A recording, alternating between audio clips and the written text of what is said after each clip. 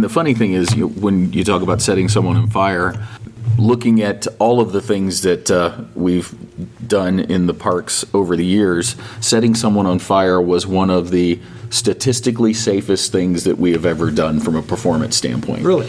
If I look at injuries of other things and how people have gotten hurt over the years, we had a show called Lights, Motors, Action where one of the performers crashes a motorcycle through a wall of fire, gets up, now they're on fire, and we put them out. We're going to do that multiple times per day.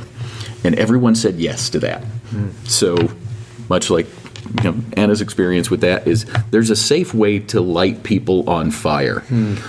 And I love saying that sentence because people immediately go, you just said there's a safe way to light people on fire. There are very few OSHA codes related to lighting people on fire. It is frowned upon. But stopping and looking back at the work that goes into something like that, the checklists about the dressing procedures, all of the things that have to be done correctly and checked and double checked to get to that tiny moment. So much like the rocks, that's a small moment that happens, a very dramatic moment, but if we do our jobs correctly, the audience goes, wow, that was amazing, and never understands the level of work that goes into that moment. I think the thing that I love about the industry we work in is we work with problem solvers. And the reason that we can do the job we do is because when you set someone on fire or you drop rocks from the ceiling, the hazard is obvious. So we're all working on that. Sometimes then that means that the things around the outside of that we maybe don't pay as much attention to, and because they don't seem to be, I'm talking about perhaps wellness, people's working hours and everything that goes into that. But we're really good at creating these absolutely incredible things. I mean, I've part of the career I had working with the company that produced Warhorse, there was a moment where we had an actor run and take a jump onto a puppet horse that was held up by two other people and then canter across the stage and then get shot at and fall off the horse. That's the sort of thing that we can make happen. And we have to do that in front of a live audience where it's really hard to hide all of the, I'd love to do some work in the movies sometimes, but my understanding of the little work I have done in the movies is that it's easier to hide things. You can have multiple takes, you can also have shots out of camera. You don't get that in theatre. It's, unless you're really careful with being creative with the wings, and more creative artists now are exposing the bones of the theatre in their shows. I'm seeing a real upsurge of this. So you lose that wing space, you lose that ability to hide. So it's like asking someone to do the most complicated magic trick and show off at the same time exactly how that magic trick is happening and still have the audience go, wow, how did you do that?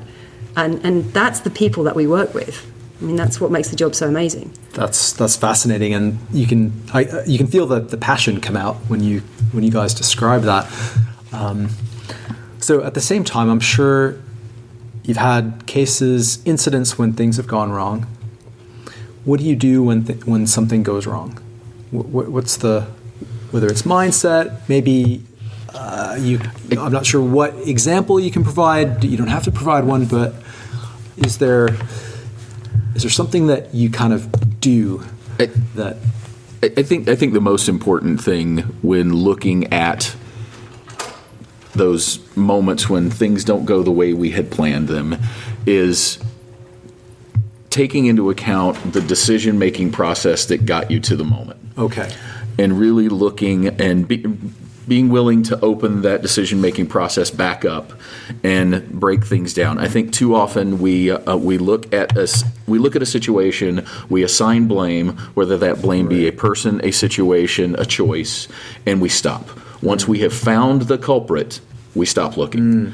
And anybody who's ever had a flat tire, and then you think you have taken care of the situation, and then you find out that it wasn't just that one hole, it was 16 others. I think we too often do that. We solve what we think the problem is, but we don't exhaust all of the other possibilities and walk back. Kind of from a butterfly effect standpoint, have I really gotten to the root cause of that situation? In one of our earlier sessions today, you talked about 5 why. Are we going through that kind of process? yes, this person made that decision. Why did they make that decision? Did they have the information they needed in that moment? Did we train them correctly? Is our training built to account for that moment? Did we see that moment? And if we didn't, why didn't we see that moment? Could we have foreseen those? So really being able to dig deeper and dig deeper and dig deeper and just completely exhaust those. And I think, too often, and safety professionals included, I think too often we go, yep, this is what the cause was. Look at that. All right, we have now mitigated this. Let's move on. Yay for us. And we forget that there could be other things that led up to that. Very seldom is there a singular cause to any incident. There is usually a moment that happened that set a series of events in place that eventually led up to that specific incident. So have we walked back far enough in the moment to really understand the core root cause to what happened? Yeah. And no matter how small that incident was, we still need to walk back.